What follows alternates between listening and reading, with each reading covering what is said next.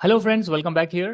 तो आज हम एक और नए फॉर्मूले के बारे में बात करेंगे जो इंडस्ट्री में वाइडली यूज होता है। खासकर कि फाइनेंस सेक्टर में तो बहुत ज़्यादा यूज होता है।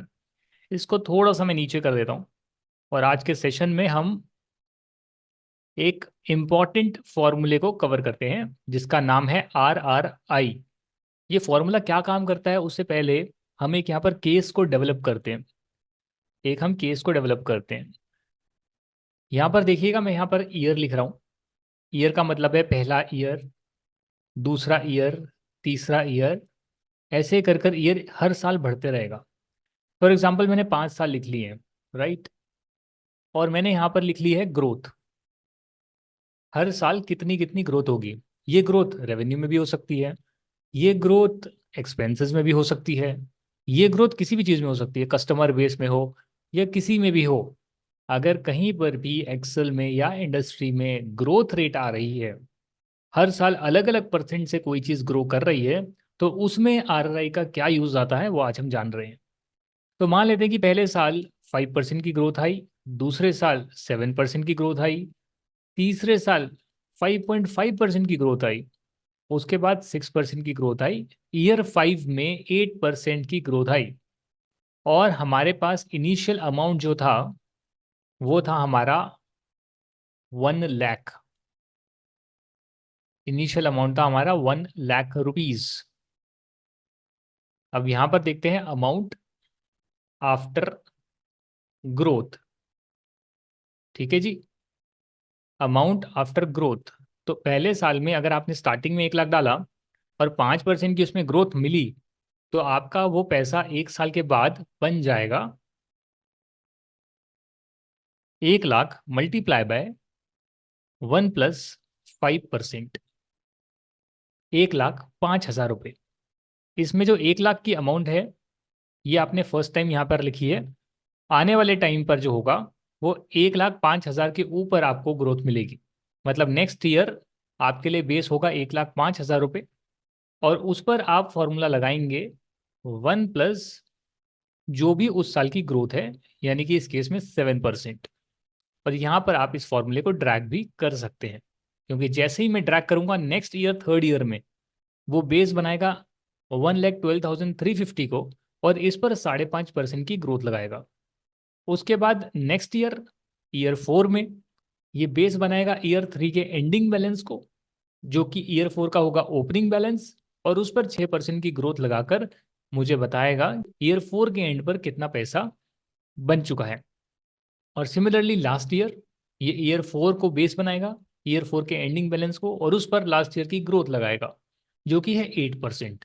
और ऐसे कर कर मेरी जो 1 लाख की इनिशियल अमाउंट थी वो मेरी बन गई 1,35,692।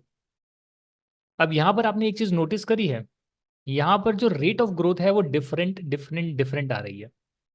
अगर मैं देखना चाहूँ कि ऐसी क्या ग्रोथ रेट हो जो कि अगर हर साल मल्टीप्लाई होती जाए तो भी सेम ही नंबर आए, जो कि अलग अलग ग्रोथ रेट से आया है।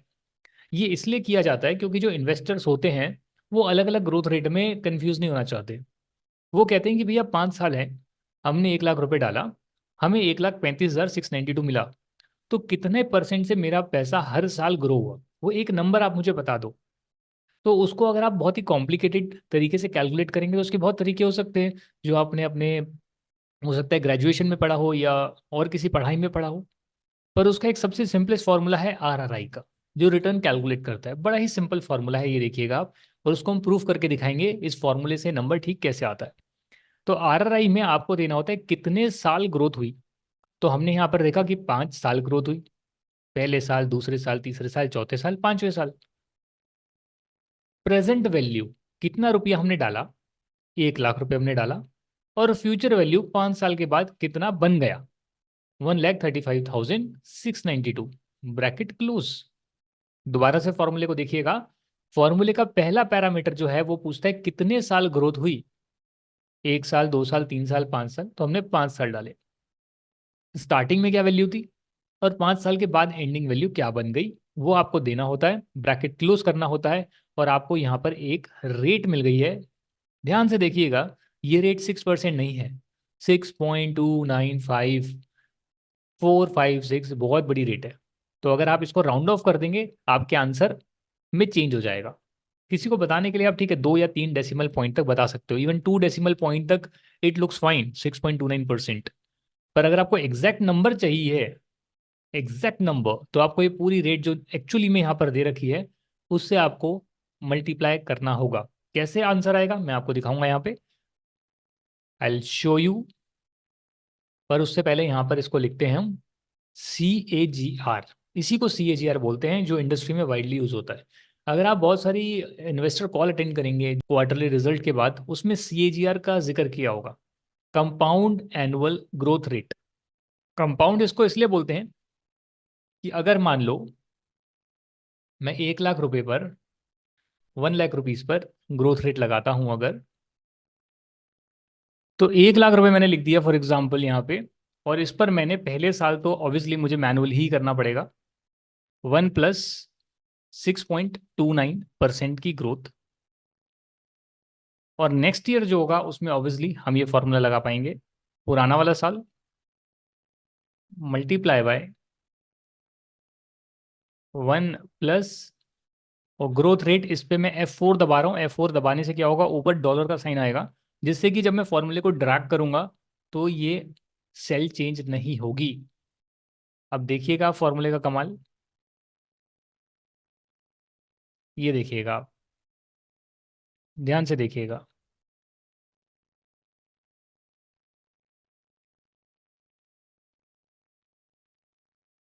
ये देखिएगा ऊपर आप देख रहे हैं नंबर ऑफ ईयर्स आ रहे हैं, नीचे भी सेम चीज आ रही है। ऊपर मैंने अलग अलग ग्रोथ रेट से मल्टीप्लाई किया है, पहले साल में 5%, फिर 7%, 5.5%, 6%, 8%। यहाँ पर मैंने कंपाउंड एनुअल ग्रोथ रेट निकाली है using the formula of RRI। ठीक है जी। CAGR से जब मैंने 1 लाख से स्टार्ट करा, यहाँ पर आप देखिएगा 1 लाख को मैंने मल्टीप्लाई किया इस 6.29, और जो भी पॉइंट में जो एंड तक नंबर आ रहा है पूरा मैंने उसी से मल्टीप्लाई किया, और मैंने 5 साल इसी रेट से मल्टीप्लाई किया प्रीवियस नंबर को, ये देखिएगा। नेक्स्ट ईयर फिर मैंने ईयर 1 का जो एंडिंग बैलेंस है उसको सेम रेट से मल्टीप्लाई किया, उसके अगले साल जो उससे पहले वाला बैलेंस है उसको मैंने सेम रेट से मल्टीप्लाई किया, दैट इज 6.29%। तो 5 साल के बाद ऊपर वाला अमाउंट जो है और जो नीचे वाला अमाउंट है वो ऑलमोस्ट ही बिल्कुल ही सेम आ रहा है, एग्जैक्ट आ रहा है। तो इसका मतलब RRI अगर आपको फॉर्मूला आ जाता है, यदि कई सालों के नंबर्स आपको दे रखे हैं जिसमें अलग अलग ग्रोथ रेट है, चाहे वो कस्टमर की ग्रोथ रेट हो, रेवेन्यू की हो, प्रॉफिट की हो, आपको किसी को एक नंबर बताना है कि भाई 5 साल में या 10 साल में, 10 ईयर्स में इस रेट से कॉन्टिन्यूअसली, कंपाउंड एनुअल का मतलब जो पिछली बार ग्रोथ हुई अगले साल उसके ऊपर ग्रोथ होगी, कंपाउंड ग्रोथ है, नॉट द सिंपल 1 लाख के अमाउंट पर हर साल सेम रेट नहीं लग रही है। जो 1 लाख पर मेरे को इंटरेस्ट मिला या जो ग्रोथ हुई 1 लाख के ऊपर, उसके ऊपर फिर और ग्रोथ होगी, और फिर जो ग्रोथ हो गई अब नेक्स्ट ईयर उसके ऊपर और ग्रोथ होगी, इसलिए इसको CAGR बोलते हैं, कंपाउंड एनुअल ग्रोथ रेट, जो RRI के फॉर्मूले से कैलकुलेट होता है। अगर आपको ये फॉर्मूला यूजफुल लगता है तो आप इसको यूज कर सकते हैं, वाइडली यूज कर सकते हैं, इंडस्ट्री में ये बहुत यूज होता है। और कैसे यूज होता है वो भी मैं आपको दिखा देता हूँ। फॉर एग्जाम्पल मैं आपको एक ईयर 1 to 3 को क्या मैं यहाँ पर 2020, 2021 ऐसे करके शो कर सकता हूँ। इससे क्या होगा मैं आपको बताता हूँ, just give me a moment. क्योंकि जो इंडस्ट्री में चीज़ें यूज होती है, मेरा मकसद है कि मैं आपको वो सारी चीज़ें यहाँ पर सिखाऊं। तो फॉर एग्जाम्पल मैं अगर यहाँ पर ग्राफ बना लेता हूँ, राइट, ये ग्राफ आपको अपनी स्क्रीन पर दिख रहा होगा। ये जो चीज़ है ईयर है ये बेसिकली, और इसमें मैं जो है यहाँ पर इसको ईयर डाल देता हूँ, सेलेक्ट डेटा में जाकर, एडिट में जाकर ईयर सेलेक्ट कर लेता हूँ और ओके कर लेता हूँ। इससे क्या हो गया, मेरे ग्राफ में यहाँ पर ईयर्स आ गए हैं, नीचे जो है ईयर्स आ गए हैं, यहाँ पर आप देख सकते हैं। सीरीज 2 जो है इसमें आप चाहे तो मैनुअली आप लिख सकते हैं इसका क्या मतलब है, या डिलीट भी आप कर सकते हैं। चार्ट टाइटल में आप डाल सकते हैं, it can be a revenue growth, ये जिसका भी नंबर है 1 लाख वो आप यहाँ डाल सकते हैं। रेवेन्यू इन, बेसिकली आप डाल सकते हैं मिलियन, किस में भी हो सकता है, रेवेन्यू इन INR मिलियन। ये जो लाइन्स आ रही है इसको आप डिलीट कर सकते हैं। और जो CAGR का नंबर है उसको दिखाने का क्लासिक तरीका, यहाँ पर आप जाएंगे शेप्स के अंदर, शेप्स आपको दिख रही है, इसमें आप एरो दिखाएंगे, एरो को आप ऐसे लिखेंगे, और ये एरो को आप और बेहतर कर सकते हैं। अगर आप यहाँ पर देखेंगे थोड़ा मोटा कर सकते हैं इसको आप, जैसे ये मोटा हो गया थोड़ा सा, लाइक दिस, और लाइक दिस, और लाइक दिस, कलर जो भी आपको पसंद आए, और लाइक दिस, ऐसे करके। और यहाँ पर आप इंसर्ट कर सकते हैं एक टेक्स्ट बॉक्स, अगर आपको दिखे तो देखिएगा, यहाँ पर टेक्स्ट बॉक्स में इंसर्ट कर रहा हूँ, और यहाँ पर आप लिखेंगे 6.29% CAGR। ठीक है जी। ये जो बॉक्स है इसमें आपको ऑब्वियसली शेप फॉर्मेट में जाकर जो इस बॉक्स का आर्किटेक्चर होगा वो आपको थोड़ा सा चेंज करना पड़ेगा। शेप फिल को आप कर देंगे नो फिल, शेप आउटलाइन को आप कर देंगे नो आउटलाइन, और फिर आप इसको सेलेक्ट करके थोड़ा सा आप इसको ऐसे टिल्ट करके और आप यहाँ ऐसे शो करेंगे, तो आप देखिए आपको कैसा ग्राफ देखने मिलेगा। इंडस्ट्री में यही होता है, हम ऐसे ऐसे ग्राफ्स बनाते हैं, पावर पॉइंट प्रेजेंटेशन में लगाते हैं, और इन्वेस्टर्स को भी काफ़ी जो है इससे क्लैरिटी मिलती है। आप देख पा रहे हैं 6.29% CAGR है।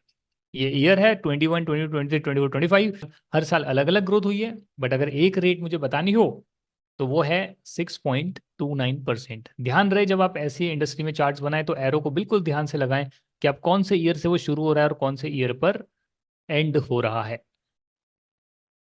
तो ये आपका चार्ट भी बन गया, ये आपका एक रेलेवेंट फॉर्मूला भी आपको समझ में आ गया। आई होप आपने इसको एंजॉय किया होगा, और ये बिल्कुल ही पेड कम्युनिटी एक्सेस है। ऐसे और इंडस्ट्री रिलेवेंट फॉर्मूलेज हम लेकर आएंगे जो आपको काम आ सकते हैं अपनी जॉब में चीज़ों को आसान बनाने के लिए। Thank you very much for watching this, and I wish you all the best then. We'll see you in another video with something new which we are going to learn in the coming up videos. Bye bye.